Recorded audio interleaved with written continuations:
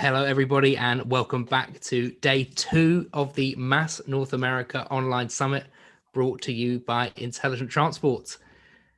You're joining us for our final panel discussion of the day as we delve into what makes a successful public and private partnership for urban mobility and mobility as a service. If you've been following the summit today and yesterday as well, you'll know this is a really important part of the discussion and the conversations that we've already had. The first time over the 2 days that we're focusing specifically on it. If you've not been following along, then by all means do catch up on demand with everything that you might have missed so far, which you can do for a whole year. But obviously, as I said earlier on, do stick with us for the live session first, of course. I am joined here by a really great group of speakers to explore these things. But before we jump into it, just another reminder, as we've all been doing over the last 2 days, to make sure you get your questions in for our speakers. We really want these sessions to be as interactive as possible. So please do send in your comments, your questions, and we'll see what you think and get as much of that in front of our speakers as possible before the time is up in around an hour. For now, though, allow me to hand over to your moderator for this session, Carol Schweiger. Take it away. Thanks so much, Luke. I'm honored to be moderating the last session of the summit. It's been fantastic so far. I know I've really enjoyed the sessions. And so let me just set a little bit of stage before I introduce our fantastic speakers. So the topic of the summit has been a lot around urban mobility and mobility as a service.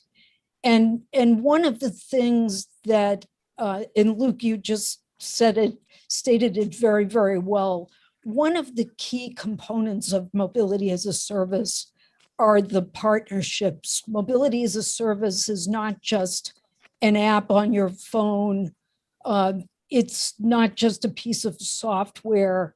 It really doesn't work without significant partnerships for a lot of different reasons. And we're going to kind of do a deep dive today in talking about what do we really need to be thinking about with these partnerships. We have a fantastic panel of speakers.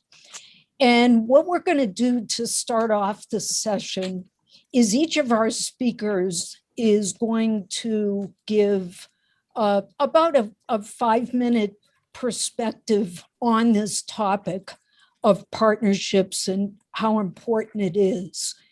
And so I'm just going to introduce each of our speakers. We'll do that 5 minutes apiece, and then we'll launch right into the discussion. So let's get started with Kelsey Shannon, who's the Director of Business and Corporate Relations at the Port Authority of Allegheny County in Pennsylvania. So I hand it over to you, Kelsey. Thank you.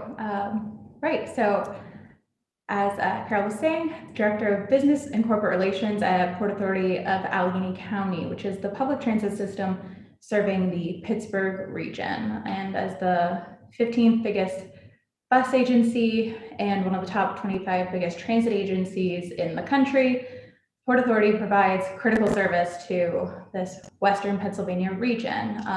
Obviously, don't need to tell all of you, this has changed a lot recently, but I personally started at the Port Authority in November of 2019, so with a focus on commuters and strategic partnerships and building out our business and corporate relations.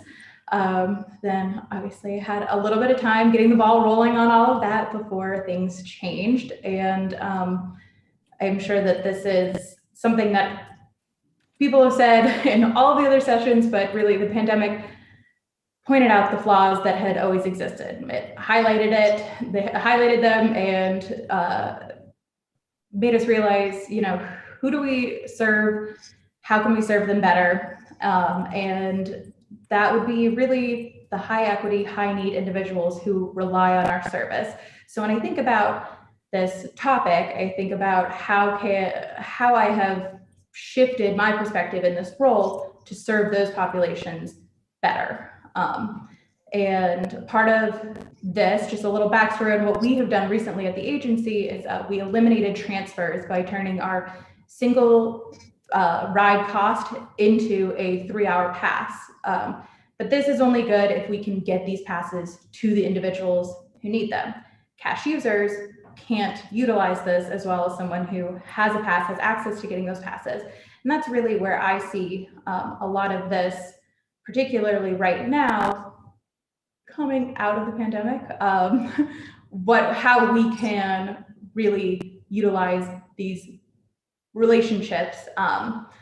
We are concluding a pilot and launching our mobile ticketing services, and with good reason. Partnerships between public sector organizations and private sector businesses are held to a high standard of scrutiny. We're entrusted with the public's mobility, their safety, their tax dollars, so we have to be creative in how we forge these partnerships. And from state to state, there's varying levels of unions or labor issues to consider, particularly in Pennsylvania, where I am. We have very strong union support, which makes the creativity of partnerships even more fun and interesting, and you have to be even more creative. So recently, with our mobile app, we've been able to have conversations with other transit apps to embed that technology, so then it's not just coming from us, but we're building out our stuff so we can be better partners to them. And we're also, I think, a huge part of my job is finding the solutions that aren't necessarily the new and exciting technology or ideas. A big part of my job has been strengthening the relationships with local businesses and organizations to utilize the tools that already exist. For example, this week, actually, I had a meeting with Children's Hospital, a huge employer, obviously lots of patrons going there, and they were unaware with turnover that there was, the people were able to purchase passes in the gift shop at the hospital. We're not reinventing the wheel here. It's not new technology, but the fact that I was able to, have that strong relationship with these businesses and organizations, I was able to, help them see, hey, this is maybe a way that we can partner. I can help you with marketing. I can help you with getting more passes over there to make sure that maybe you don't have as many missed appointments. And there are a lot of creative ways that we can look at, helping to serve the community, and that's really dependent on building these relationships. Great, thank you, Kelsey. You really pointed out partnerships mean a lot of different things, but I think here, especially during the pandemic, as you mentioned, partnerships can take on a lot of different forms. But just to be able to educate people on how they can improve their mobility, something that they may not have realized before. So thanks for your perspective on that. So let's move now to Andrew Stober, who's the head of public partnerships and carpools at Waze. Take it away, Andrew. Great. Thank you so much, Carol, for moderating this session and having me here on the other side of the Commonwealth of Pennsylvania. I'm based in Philadelphia here, where I lead globally Waze's public partnership program. And some folks on this attending may be wondering, what is Waze, the car-focused navigation app, doing at a transit conference? And we're here for a couple of reasons. One, we have a very long-standing public partnership program that includes transit agencies, where we have a two-way data sharing relationship with public partners. Our goal at MaaS, which was actually founded as a community app in Israel before they sort of stumbled into the fact that they had some significant revenue generating opportunities with what they had created, was really with a goal of ending traffic. And MaaS recognized about 6 years ago now that there was no way that we were going to keep to that mission without with just routing people around traffic, right? We needed to be doing things that were fundamentally going to end traffic, including sharing the data that we have so policymakers can make better decisions about infrastructure in their jurisdictions. And ultimately, this led to even beyond just this data sharing, but to our launching of a carpool program. So really not trying to become the next Uber or Lyft or create a ride-hailing opportunity, but recognizing that we have an incredible asset. We have 140 million monthly active users around the globe who are driving around with empty seats in their cars, seats that could be filled with people who need to go places that they're going, where they could share the cost of that trip. Not become a professional driver, just share the cost of that trip along the way.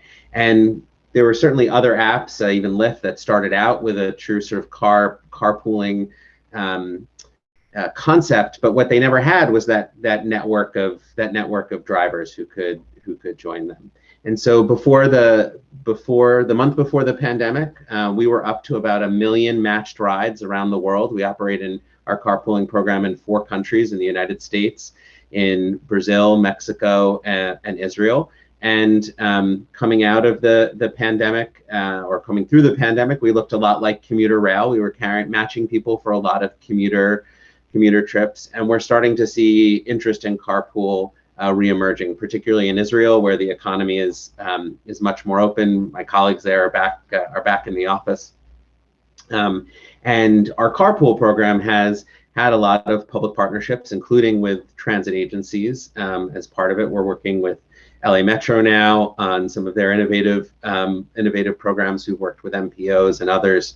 And I come at this from having spent a lot of time on the other side of the table.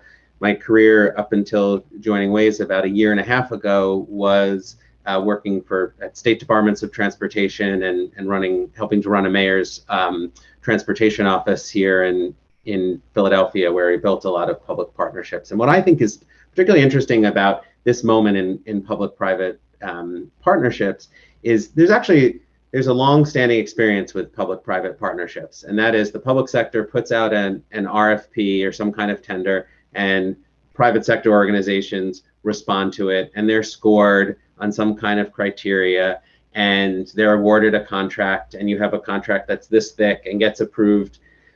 Hopefully it doesn't have to go through a legislative body. Maybe it does or it doesn't to get approved or a board, and then you go work out that contract. But we're in a time where there's so many new things happening, and particularly as we are co-creating mobility as a service.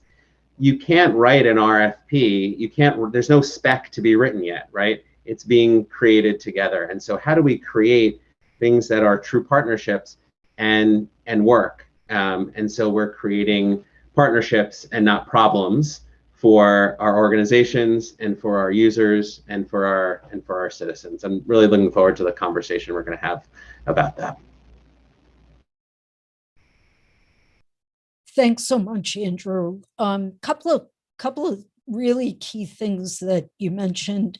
The typically laborious procurement process that goes on oftentimes, and I've certainly been on both sides of that myself. But I think, as you said, mobility as a service, it's not like we have a standard scope that describes what that is. And frankly, the session that I moderated yesterday shed some light on that very topic, which I think I'll come back to after we do our introductions. But let's move on to Sam Morrissey, who's the executive director of Urban Movement Labs. And let's get your perspective, Sam, on this topic.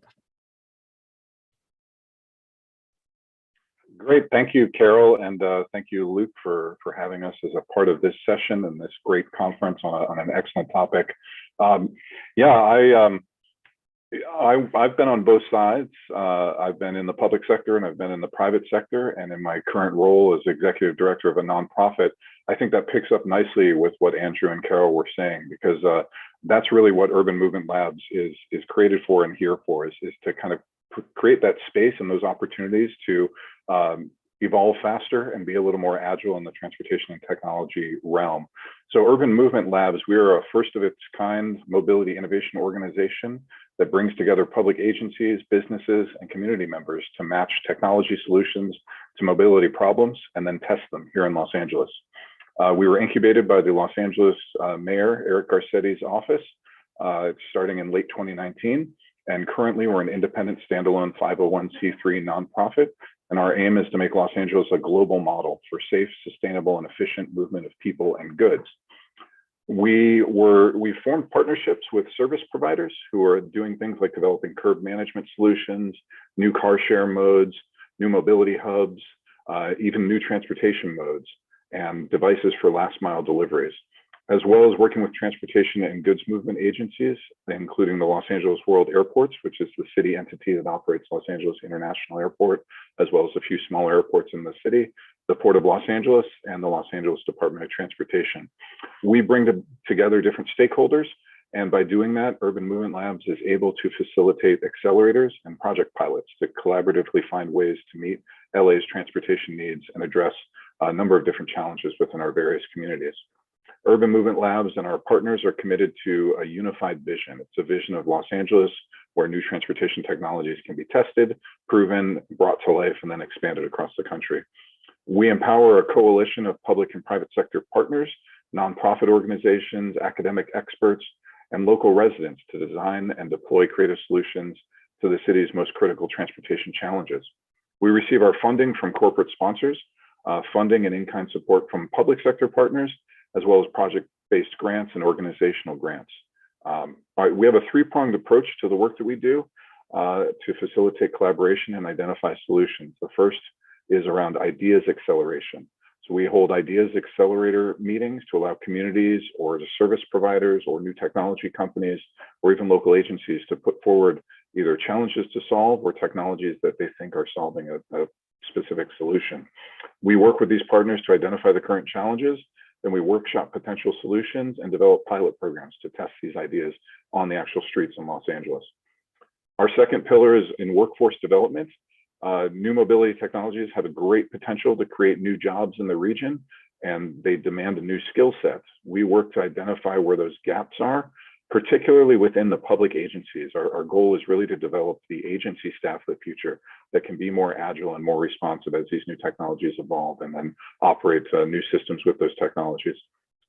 The last pillar is our urban proving grounds. We work with the service providers and technology companies to thoughtfully deploy pilot projects and give clear guidelines for engaging and identifying neighborhoods and residents within applicable urban contexts and get that community support for those new deployments. We work with the council members and the city government to define where these urban proving grounds are, these little test beds throughout Los Angeles.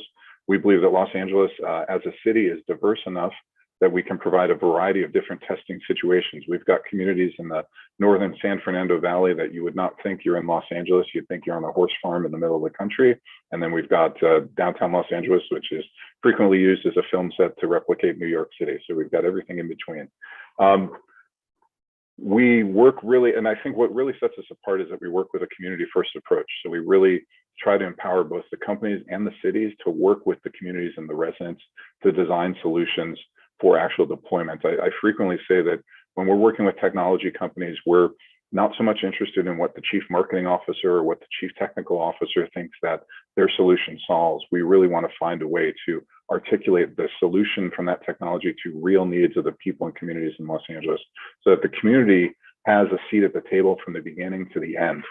Now to the actual topic of this session, what makes a public-private partnership most effective? I think from my standpoint, working in the nonprofit realm between the public and private sectors, we have to think, what is how do we define what is effective? What's effective for the community? What's effective for the public agency? What's effective for the private company? And then what's effective for the long-term sustainability of both the project or the program or the company? And I think to determine what is effective across all those different questions, it requires guidance, assistance, hand-holding sometimes, and sometimes pushing. And as a nonprofit, I think we're in a unique position to do this because we are 100% mission-driven. So we're able to push, unlike people within the public agency may be able to push due to different bureaucratic structures, we're able to push a little bit differently than a private company because we are viewed as being true to our mission. And I think within that role, we're really able to facilitate that. So things like what Andrew and Carol were saying about kind of this timely deployment, dealing with the procurement challenges, we're able to move quicker, address those challenges, get those technologies out there to test them, and then determine and report back on what those findings are. So with that, I'll turn it back to Carol. Thank you. Thanks so much, Sam. So I think there are two key things that you said that I think we'll come back to. One is something that a lot of us talk about. It's doing needs-based assessments, not sitting in our offices and coming up with solutions that may or may not meet a need. You have to identify the need before you can go any further. So I think that's critical. And the agility part of it, I think, is the other part that we want to spend a little bit of time on, for the reasons that both Andrew and Sam, you've mentioned. So let's move to our last but not least speaker at all, Bibiana McHugh, who's the manager of mobility and location-based services for TriMet, which is the public transit system in Portland, Oregon.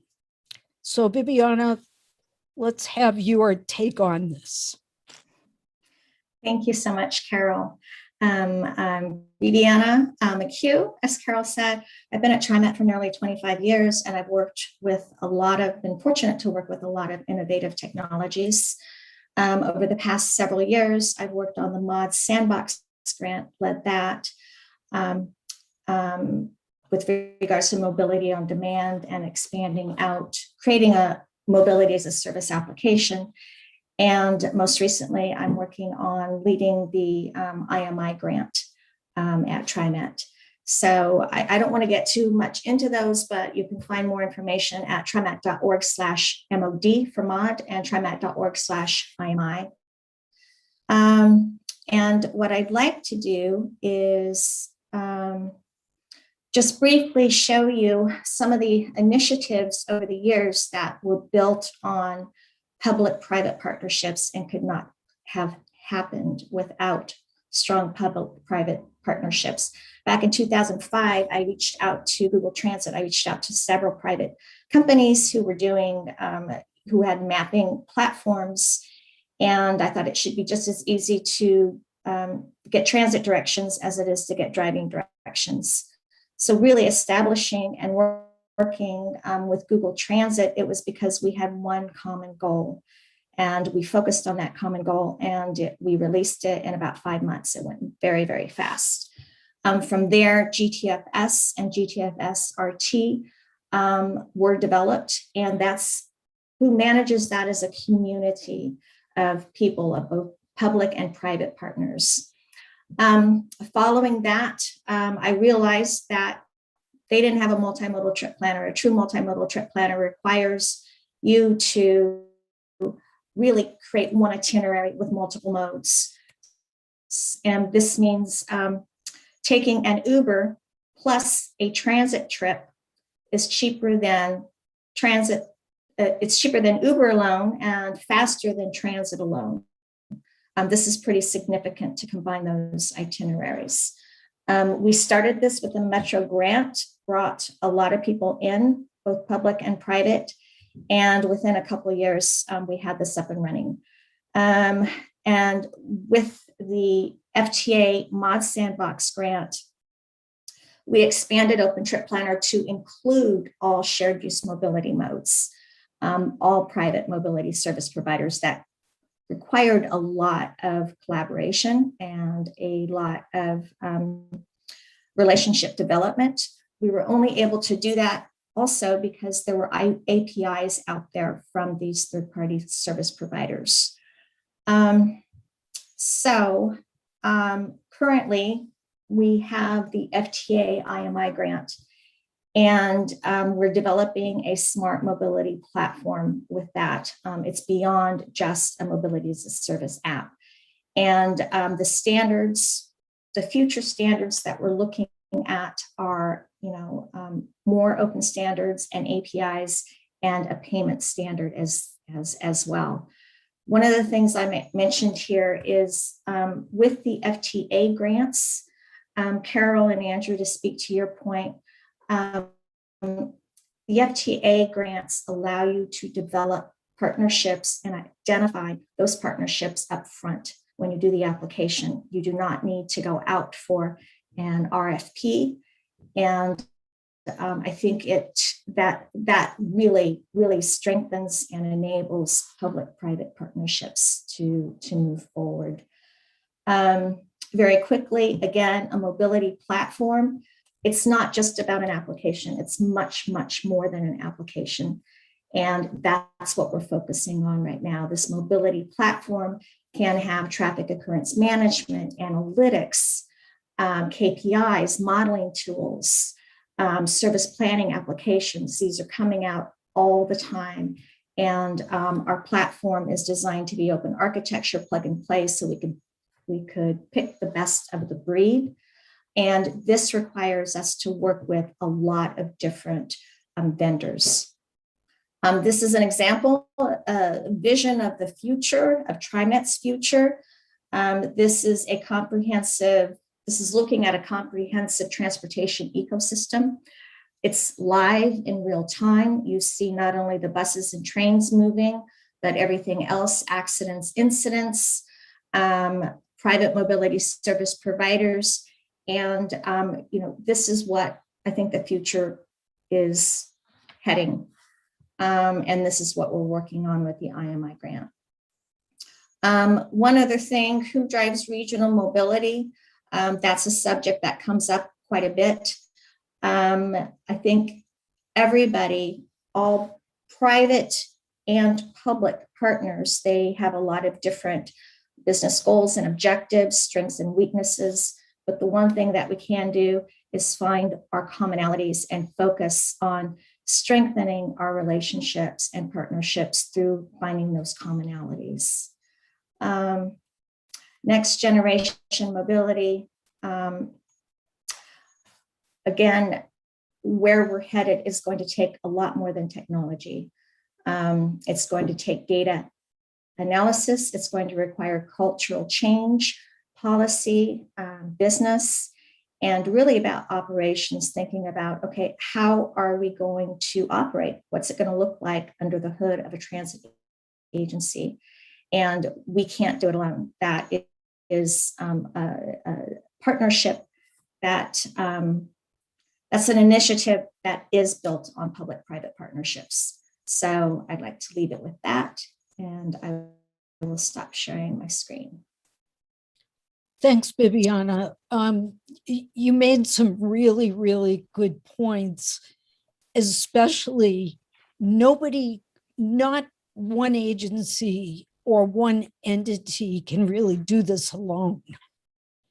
Right. And just to kind of follow up with your perspective on it, do you have some specific lessons learned or something that you can give us an idea of what it took to build some of those relationships? Because we always, let's face it, we always point at TriMet. You guys have been on the bleeding edge of a lot of this.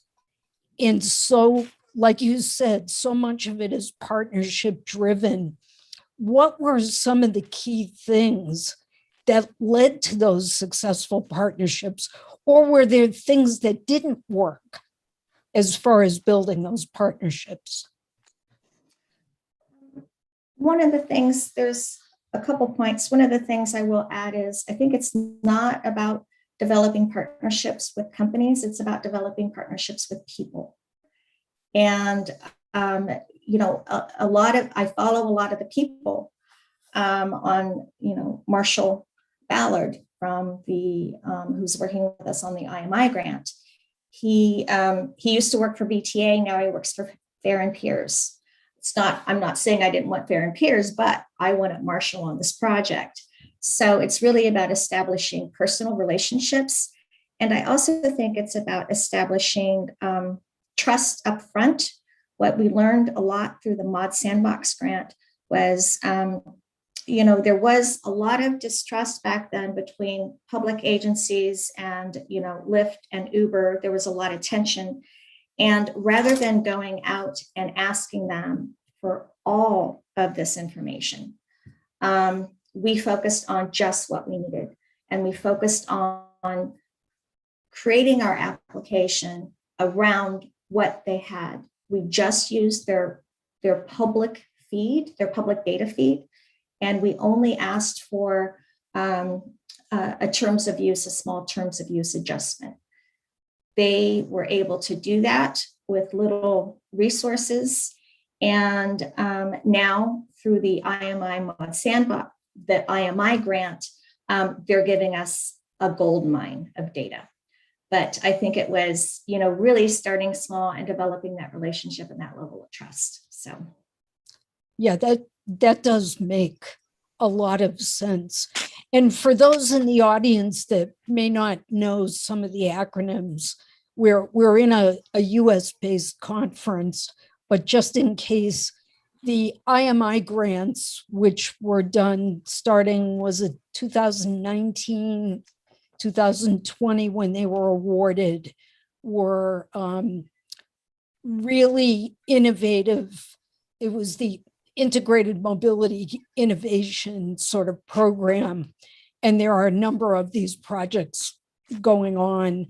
And then the MaaS Sandbox is the Mobility on Demand program at the Federal Transit Administration and actually all of USDOT.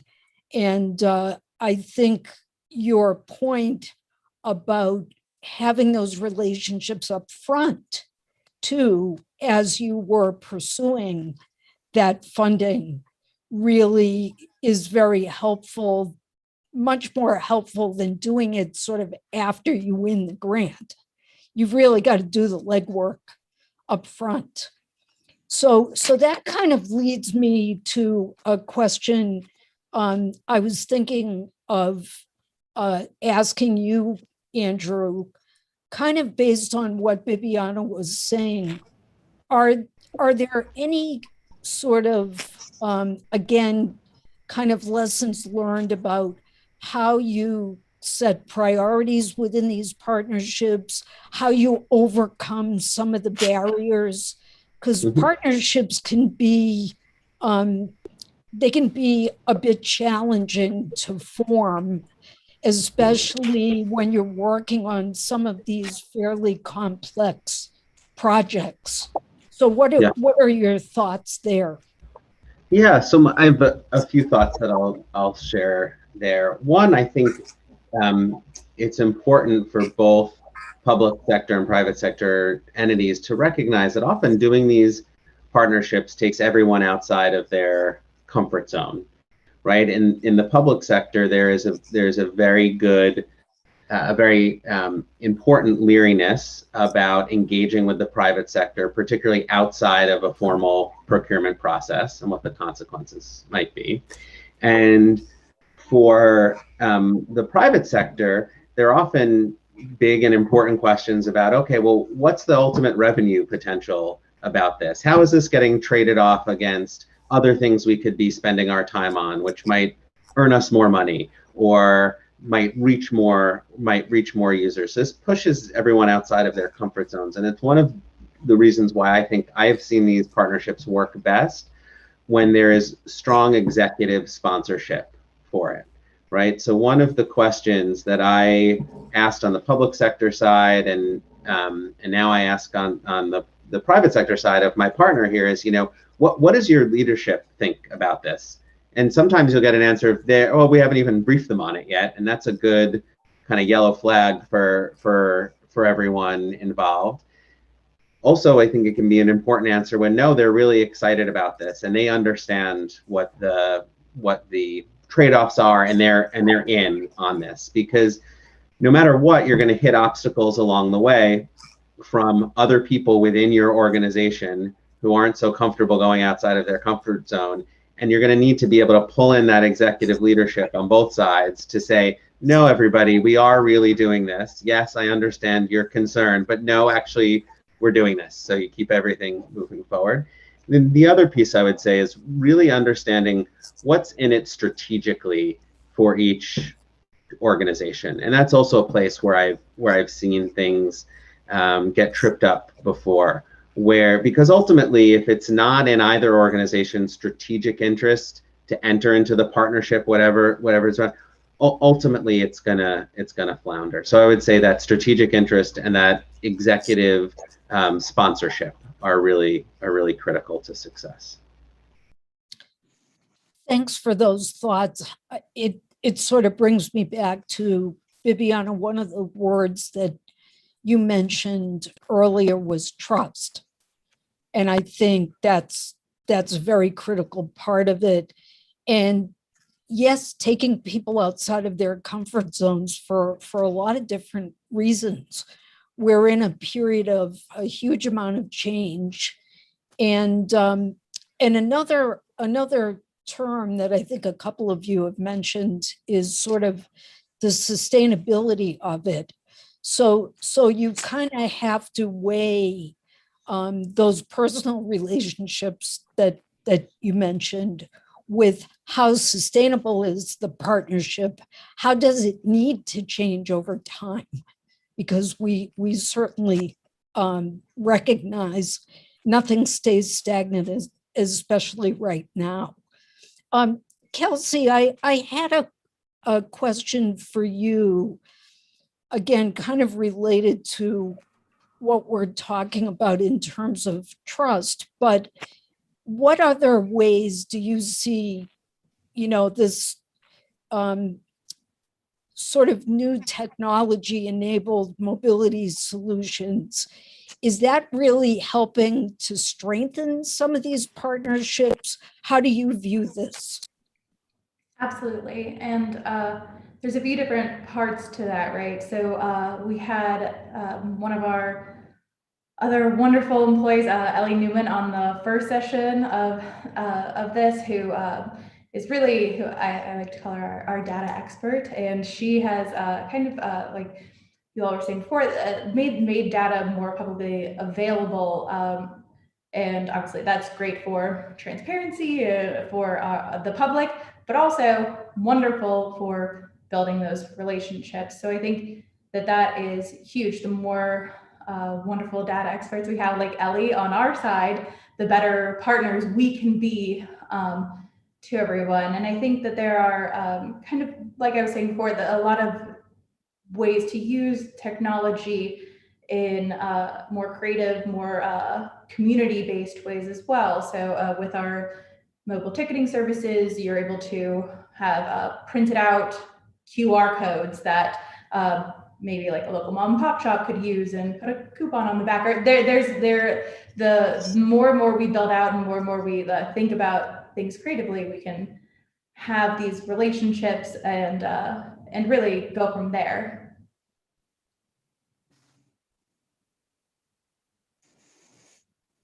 Yeah, I completely agree.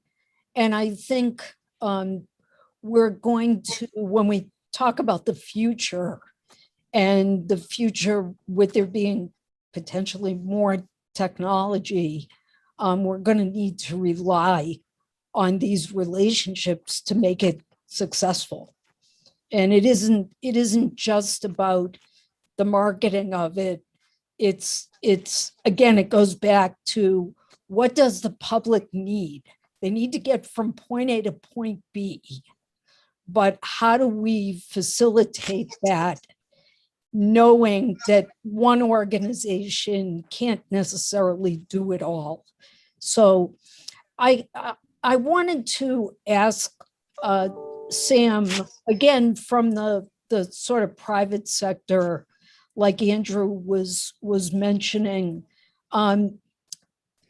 how, given the sort of unique position that Urban Movement Labs is in as a nonprofit, how do you see, what kind of value are you adding to the sort of both public and private sectors, given your nonprofit status?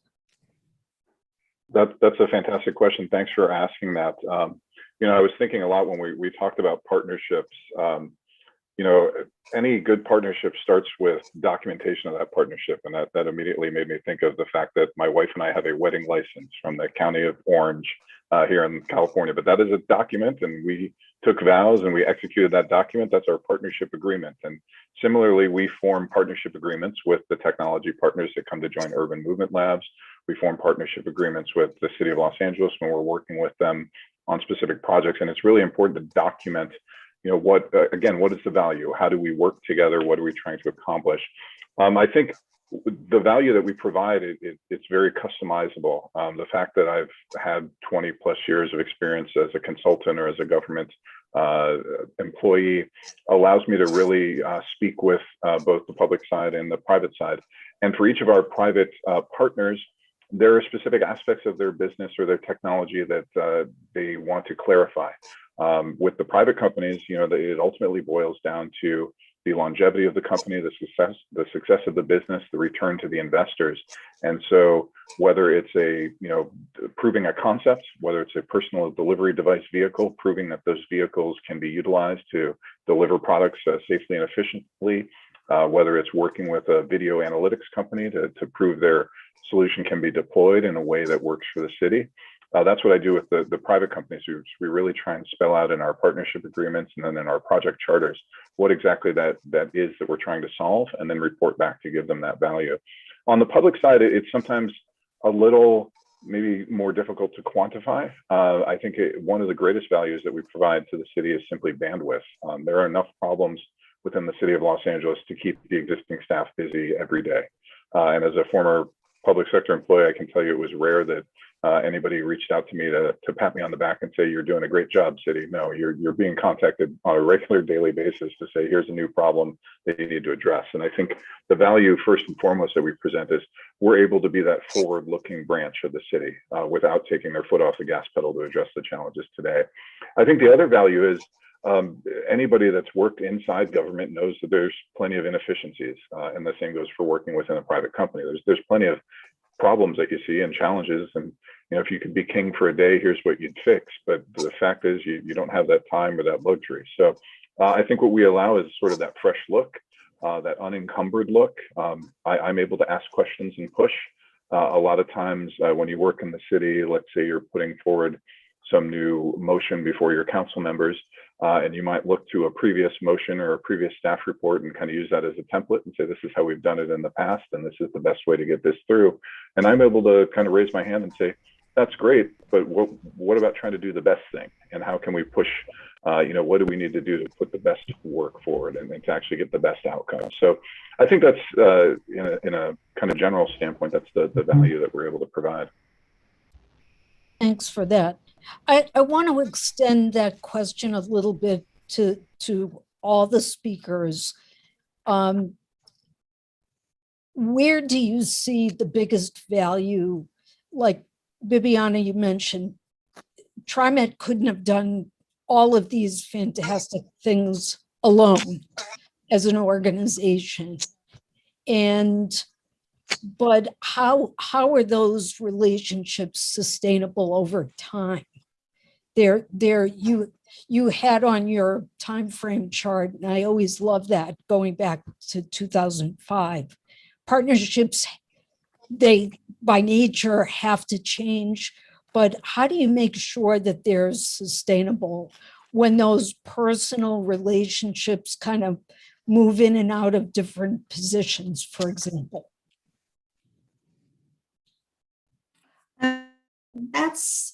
That's a good question. I think that it really goes back to focusing on the common goal and the common objective. And if somebody does not have that common objective, you may bring in a different partner.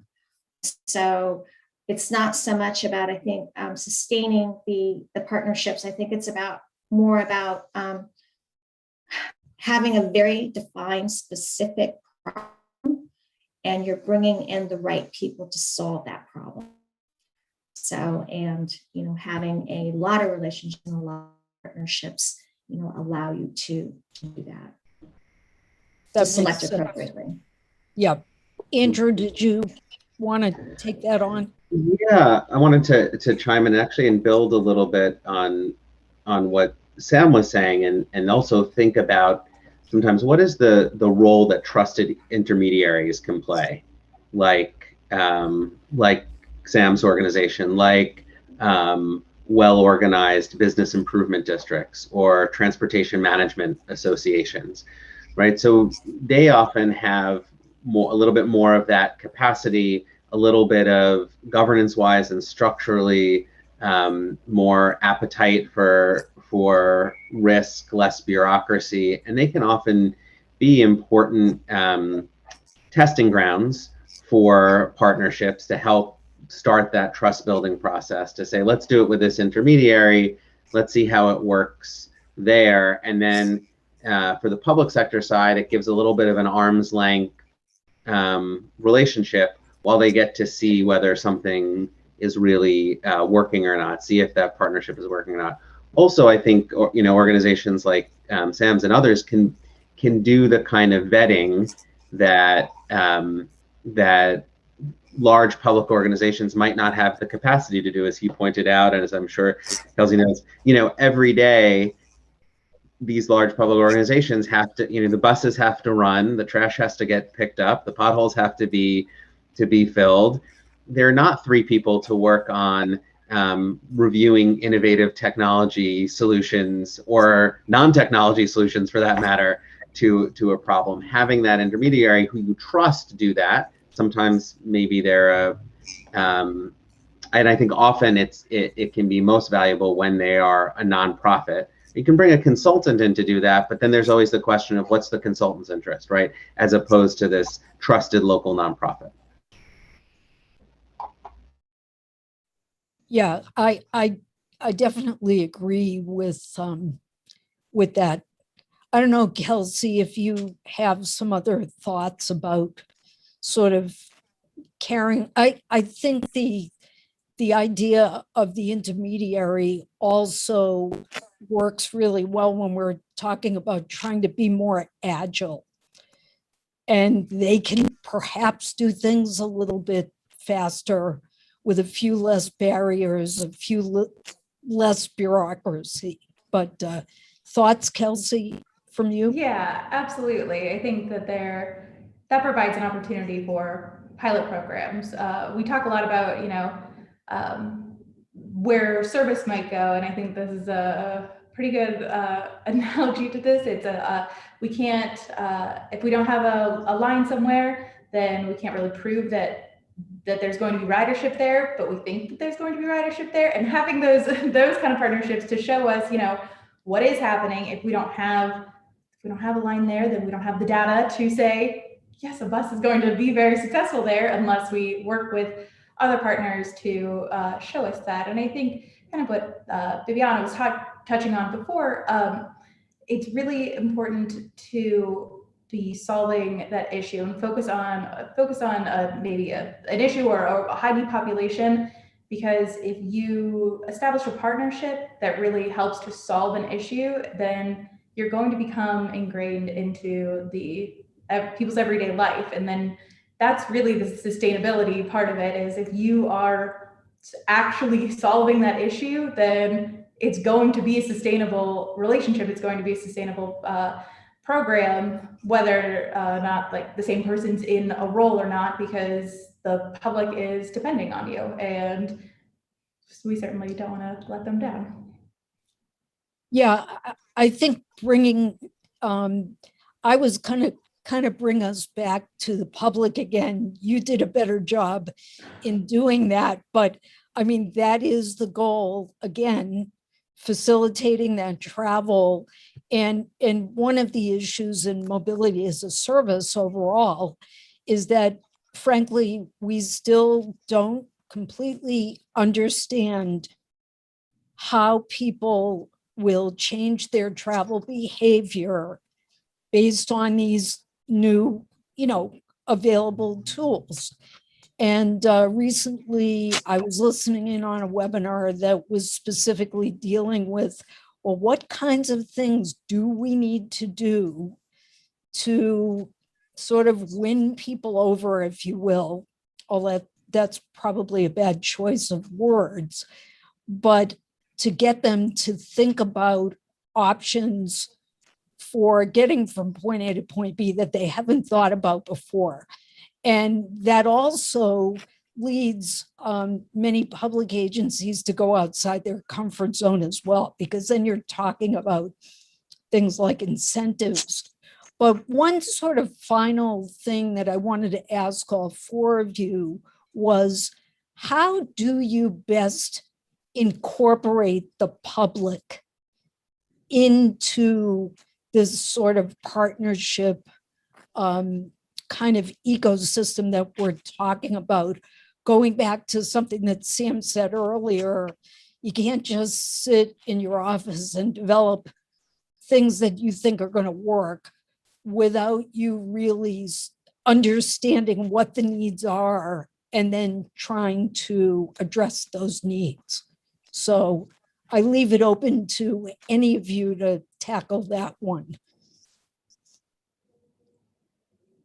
Sure. Well, I think I kind of want to brag about our team a little bit with this answer. We have, right before the pandemic, started making our plans to start our next transit 25-year plan. So we had a whole schedule of events and everything to get public input and be out there and all of that, and clearly that was blown up. And so we had to go back to the drawing board, and I think that they just knocked it out of the park and really did a phenomenal job, because when a lot of people were really relying on things like Zoom like this right now to get public feedback or anything like that, they realized that that wasn't going to cut it for getting the input that they needed to make these decisions, because we need to hear from the people that we're surveying.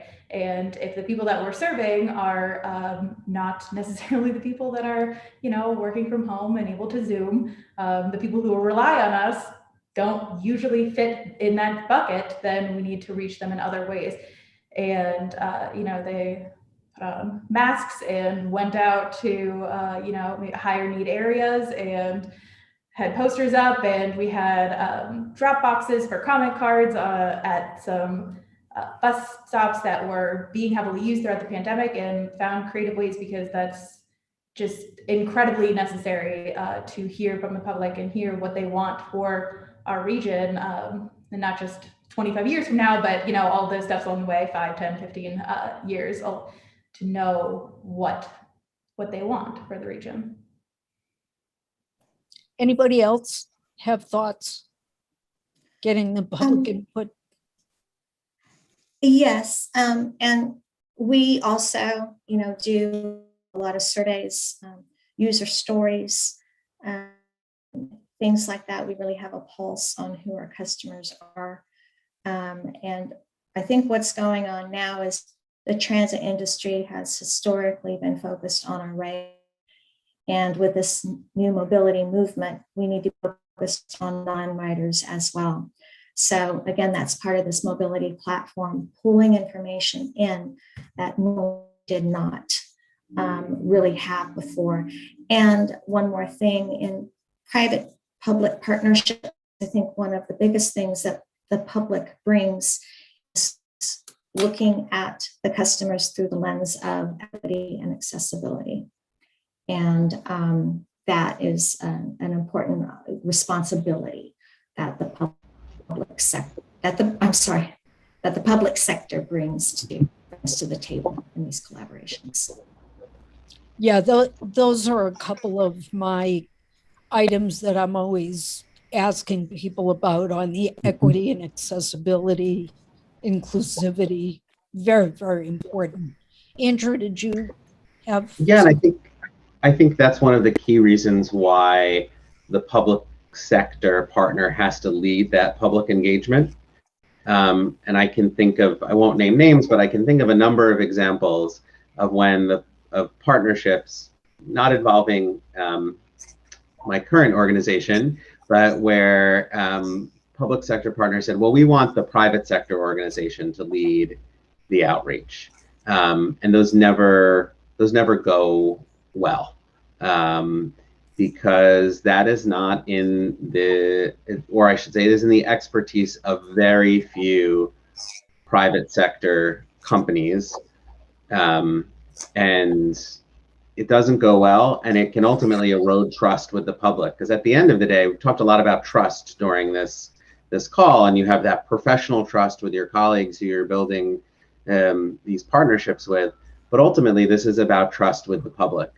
Does the public trust that their public agency is building partnerships that benefit them? Do labor unions trust that they're going to have a seat at the table and their interests are going to be protected as a public-private partnership is developed? And so I think it is really the public sector partner that has to hold very firmly that role of leading that stakeholder engagement. Thanks, Andrew. Sam, did you have some thoughts about this? Yeah, I wanted to build off of what Andrew said, because yeah, we do tend to take the lead from the public sector in terms of, I'd say, project specific or initiative specific outreach. But I think alongside of that is we're just working every day to just build relationships with other community-based organizations. Here in Los Angeles, we have an incredibly diverse community. I think there's something like 80 or 90 different countries that are represented by different populations within the city. And transportation itself is so deeply personal and so specific to where you live, your socioeconomic standings, your cultural background, your experience with transit. So every person in Los Angeles has a different approach and need when it comes to transportation. And so if we can just work to build these partnerships and just relationships with existing community-based organizations, what that will allow us to do is also do, I call it not so much outreach, but just sort of engagement and education. I've been involved in prior projects where we found that to really get the community engaged, they first have to understand that they even have a seat at the table. Some of these folks don't even realize that there's this process. So we've worked with local community-based organizations who do things like pay people for their time at a meeting. Like, if these people are missing their job, let's give them some time. Let's provide childcare services at a meeting. Let's meet them where they are. Let's go to the laundromats. Let's go to the hair salons. We've worked to engage here in Los Angeles. There's something called the Champurrado cart, which is sort of like a Latin American kind of hot drink. But let's have the guy that runs the Champurrado cart understand the information we're giving him. Give him some flyers so he can talk to his regular customers so they can understand what's going on. So it has to be, I think the public sector has to lead that outreach and be in charge of the messaging, but you also have to have kind of this network that's ready to receive that information and be engaged. Yeah, that's great. Thank you all for those thoughts. So unfortunately, we could go on for hours, but we only really have 1 minute left. I did want to mention a comment that was made by someone in the audience, and it was in relation to, I think, my comment about how you influence, travel behavior, and the fact that really the urban planners need to collaborate with the private sector when they're creating these new mobility solutions that need to be sustainable over time. And I think, we're right in the middle of all of this. But again, I think a very, very quick summary before I give it back to Luke. Very important things that you've all mentioned. It takes partnerships. One organization cannot do all of this. We know that trust is a significant component of this. The public and what the public needs have to really drive what everything is doing. And we all need to be a little more agile. And the only way to do that is really with a partnership. So that's kind of, unfortunately, the 40,000 foot view. But I want to thank all of our speakers for all your tremendous insights into this. And I know there'll probably be follow-up questions from people. And as Luke had mentioned, people can reach out to you on the platform, but I want to say thank you very, very much. I learned a lot. And at this point, I will hand it back to Luke.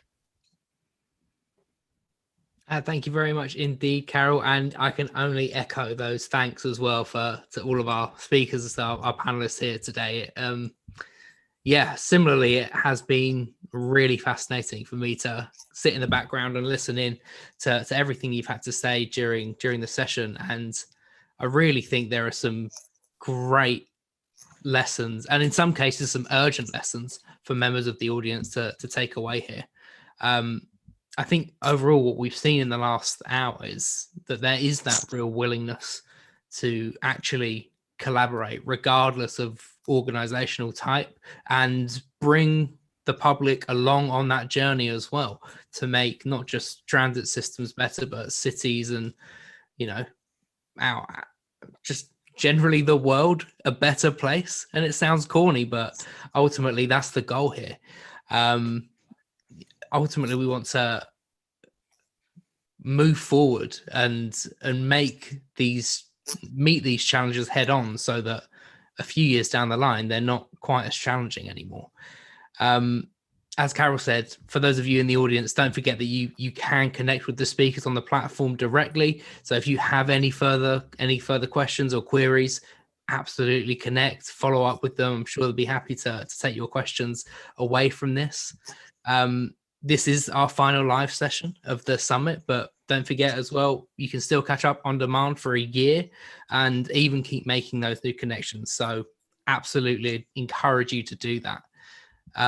Before we wrap up, we do have a final product demonstration coming up, so stay tuned for that. It's from Trapeze as they take you through why mobility as a service is not just an app on a smartphone. And I think if conversations like this are anything to go by, and the conversations we've had over the last couple of days, you know, that much is obvious. So for more details, stay tuned.